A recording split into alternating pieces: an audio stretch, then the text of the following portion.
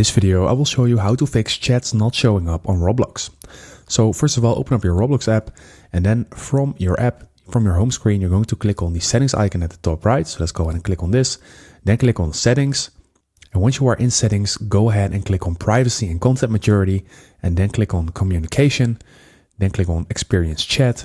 And then in here, if you do not see your chats showing up, you need to make sure that you have experience chat put to everyone and that you have direct chat to everyone as well. So I had it on no one, so that's the reason why it could be not showing. So in order to check if everything is fixed, we need to go back to our home screen. So let's click on the Roblox logo at the top left in here. And then in here, we can see our chat at the bottom right. So let's go ahead and click on chat. And then as you can see, we see our chat popping up and showing up in our home screen. So that is how you can fix chats not showing up on Roblox. I hope this video helped you out.